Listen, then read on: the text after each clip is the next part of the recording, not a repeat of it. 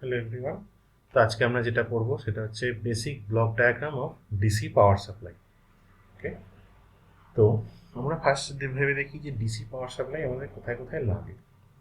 আমাদের যত ইকুইপমেন্ট আছে, ডিজিটাল ইকুইপমেন্ট যেমন ল্যাপটপ, কম্পিউটার, মোবাইল, বিভিন্ন ইলেকট্রনিক ডিভাইস, এগুলো সমস্ত কিছুই রান করে হচ্ছে ডিসি পাওয়ারে।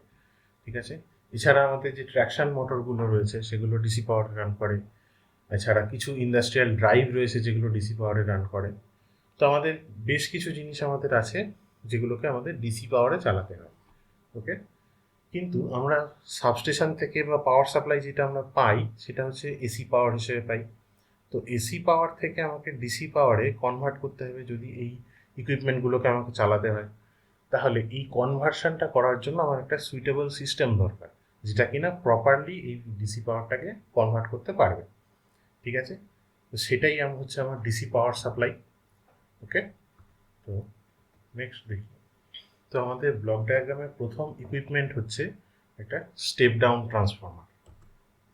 তো আমাদের যেহেতু আমাদের ইনপুট সাপ্লাই ভোল্টেজটা আসছে অ্যারাউন্ড সিঙ্গেল ফেজের ক্ষেত্রে হলে 220 ভোল্ট 50 হার্জ, থ্রি ফেজ হলে সেটা 440 ভোল্ট 50 হার্জ, এরকম যে ভোল্টেজ লেভেলটা আমরা পাই এসি ভোল্টেজ, তো সেই ভোল্টেজটা আমাদের প্রয়োজনের তুলনায় অনেক বেশি হাই ভোল্টেজ। তো সেই জন্য আমাকে কি করতে হবে, প্রথম কাজ হচ্ছে এই ভোল্টেজটাকে কিছুটা স্টেপ ডাউন করা, যাতে করে সেটা আমার ডিসি যে সাপ্লাই আমরা তৈরি করতে চাই সেই ভোল্টেজের সঙ্গে কাছাকাছি হয়। ঠিক আছে, তার জন্য আমরা ইউজ করব step down transformer. Step down transformer কি হতে পারে, সিঙ্গেল অথবা থ্রি ফেজ, ডিপেন্ডিং অন আমরা কি ইনপুট সাপ্লাই পাচ্ছি। যদি থ্রি ফেজ সাপ্লাই হয় তাহলে আমাকে থ্রি ফেজ ট্রান্সফর্মার ইউজ করতে হবে, যদি সিঙ্গেল ফেজ সাপ্লাই হয়ে থাকে তাহলে আমি সিঙ্গেল ফেজ ট্রান্সফর্মার ইউজ করবো। ঠিক আছে, তো তারপরে এই সিঙ্গেল ফেজ ট্রান্সফর্মার থেকে বা থ্রি ফেজ ট্রান্সফর্মার থেকে কী পাবো না, যদি ধরা যাক single phase 220 volt 50 hertz supply আমি এসি সাপ্লাই পেয়েছি, সেখান থেকে আমি সেটাকে কমিয়ে এনে বা স্টেপ ডাউন করে 12 ভোল্ট 50 হার্জ সিঙ্গেল ফেজ সাপ্লাইতে পরিণত করলাম। ঠিক আছে, এইখানে একটা জিনিস খেয়াল রাখতে হবে যে ট্রান্সফর্মার আমরা যেটা বানাবো বা এখানে ব্লক ডায়াগ্রামে যত ইকুইপমেন্টই আমরা দেখবো সেগুলো প্রত্যেকটাকেই কিন্তু ফুল লোড কারেন্টটা মানে ক্যারি করতে হবে। ঠিক আছে, তো সুতরাং তাদের ডিজাইনগুলো বা তাদের ক্যাপাসিটিগুলো সেইভাবেই আমাদের চুজ করতে হবে। ঠিক আছে, this transformer has to bear full load current, hence it should be of proper capacity. Okay, next আমরা কি পেলাম, লো ভোল্টেজ এসি আমরা স্টেপ ডাউন ট্রান্সফর্মার থেকে পেয়ে গেছি। এবার আমাদের কি লাগবে না, আমরা এখানে এখনো জিনিসটা এসি সিগন্যালই আমরা পাচ্ছি। ঠিক আছে, অল্টারনেটিং কারেন্টই পাচ্ছি। তাহলে আমাকে প্রথম কি কাজ করতে হবে, ডিসি করতে গেলে এটাকে ইউনি ডাইরেকশনাল করতে হবে। ইউনি ডাইরেকশনাল করতে গেলে কি লাগবে, আমাকে জিনিসটা রেকটিফাই করতে হবে। ঠিক আছে, তো প্রথম কাজ হচ্ছে আমাদের to rectify this AC voltage to make it unidirectional. ঠিক আছে, তো সেই কাজটা করতে পারে কি না, রেকটিফায়ার। এবারে রেকটিফায়ার অনেক রকমের হবে, হাফ ওয়েভ রেকটিফায়ার, ফুল ওয়েভ রেকটিফায়ার এটসেট্রা। তো এর মধ্যে আমরা ফুল ওয়েভ রেকটিফায়ারটাকে চুজ করব কেন, কারণ ফুল ওয়েভ রেকটিফায়ারের ক্ষেত্রে আমরা কমপ্লিট ওয়েভ ফর্মটাকেই রেকটিফাই করতে পারছি। এতে করে আমাদের সিগন্যালের কোয়ালিটিও ইমপ্রুভ হবে, প্লাস আমরা পাওয়ার সাপ্লাইটাও বেটার দিতে পারবো। ঠিক আছে, তো ফুল ওয়েভ রেকটিফায়ার কি করছে না, এসি সাপ্লাই যেটা ছিল লো ভোল্টেজ এসি সাপ্লাই, সেটাকে একটা পালসেটিং ডিসি আউটপুটে পরিণত করছে। পালসেটিং ডিসি আউটপুট মানে কি, পালসেটিং ডিসি আউটপুট মানে হচ্ছে ইউনিডাইরেকশনাল আউটপুট, কিন্তু সেটা পালস ফর্মে আছে, অর্থাৎ কনস্ট্যান্ট ডিসি নয়, সেটা হচ্ছে পালসড রয়েছে এর মধ্যে। এবং এই পালসের ফ্রিকোয়েন্সি হচ্ছে সোর্সের বা এসি সাপ্লাইয়ের যা ফ্রিকোয়েন্সি ছিল তার ডবল। ঠিক আছে, এখানে আমরা দেখতে পাচ্ছি পালসে যদি এসি সাপ্লাইয়ের ফ্রিকোয়েন্সি হয় এফ, এখানে আমরা ফ্রিকোয়েন্সি পাবো 2f। ঠিক আছে, তো পালসেটিং ডিসির pulse frequency is twice that of AC input supply frequency. ঠিক আছে, তো এই যে পালসেটিং ডিসি আমরা পেলাম, এই পালসেটিং ডিসির মধ্যে আমার কি কি থাকবে না, এই পালসেটিং ডিসির মধ্যে আমার ডিসিও রয়েছে, আবার এসি হারমোনিক্সও রয়েছে। ঠিক আছে। হারমোনিক বলতে আমরা কি বুঝি না, ধরা যাক আমার কাছে ইনপুট সিগন্যালটা ছিল হচ্ছে 50 হার্জ। তো এই 50 হার্জের ইন্টিগ্রাল মাল্টিপ্লাই অর্থাৎ পূর্ণ সংখ্যা দিয়ে গুণ করলে যে যে নাম্বারগুলো আমরা পাবো, ধরা যাক এটা যদি 1 নম্বর হয়, তাহলে 2 নম্বর কি হবে, 2 দিয়ে গুণ করলে পাবো হচ্ছে 100 হার্জ, 3 দিয়ে গুণ করলে পাবো 150 হার্জ। তো এই জিনিসগুলোকে আমরা বলবো এই 50 হার্জের হারমোনিক। ঠিক আছে। তো এই হারমোনিকগুলো থেকে যাচ্ছে হচ্ছে এই পালসেটিং ডিসির মধ্যে, যেটা কিনা আমার ডিসি ইকুইপমেন্টটাকে ক্ষতি করতে পারে। ঠিক আছে। নেক্সট, এই হারমোনিকগুলোকে এবার আমাকে তাহলে সরাতে হবে এই ডিসির থেকে, যাতে সেগুলো আমার ইকুইপমেন্টের ক্ষতি করতে না পারে। তো সেই হারমোনিকগুলোকে রিমুভ করার জন্য আমাকে কী করতে হবে না, ফিল্টার ইউজ করতে হবে। ঠিক আছে। The rectifier has to be filtered so that harmful lower order harmonics can be removed. ঠিক আছে। তো এই হার্মফুল হারমোনিকগুলোকে রিমুভ করার জন্য আমরা কি ইউজ করছি, ফিল্টার।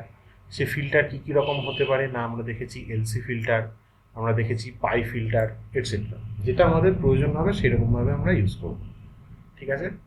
কিন্তু এই ফিল্টার দিয়েও আমরা সম্পূর্ণ হারমোনিক রিমুভ করতে পারি না। কেন?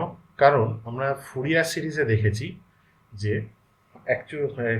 কোনো একটা ওয়েভফর্মে হারমোনিকের সংখ্যাটা হচ্ছে ইনফাইনাইট, অসংখ্য ওখানে হারমোনিক থাকবে।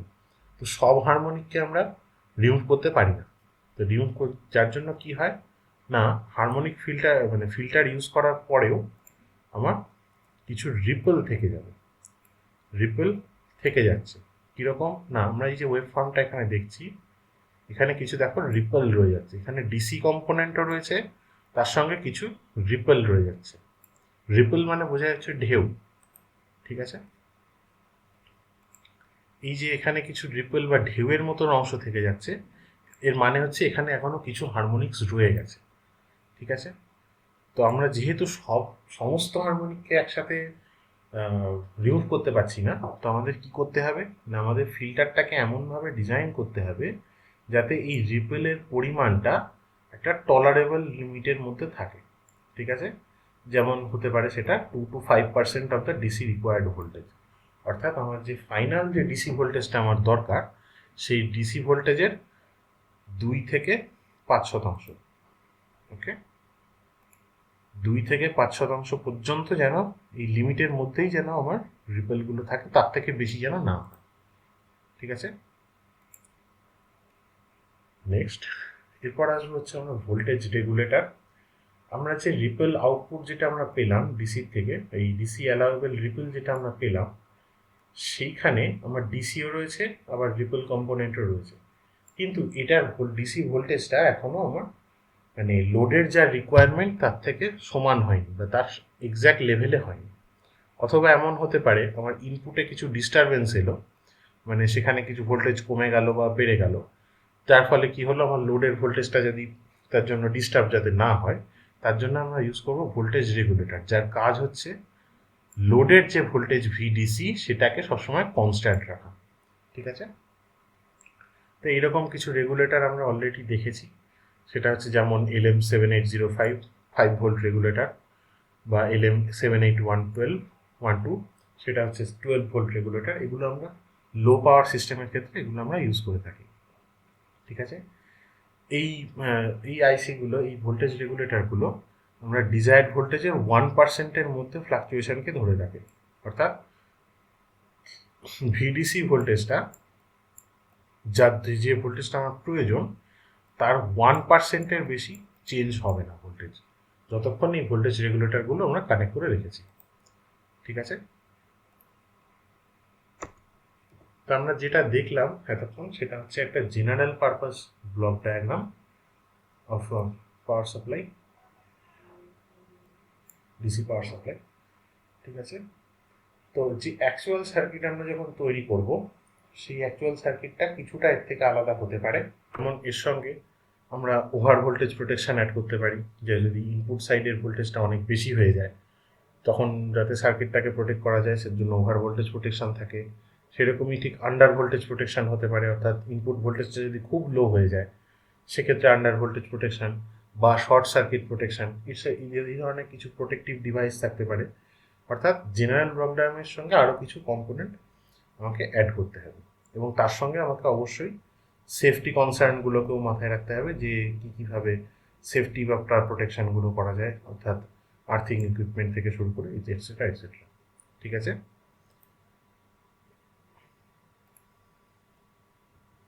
ওকে, সো থ্যাংক ইউ।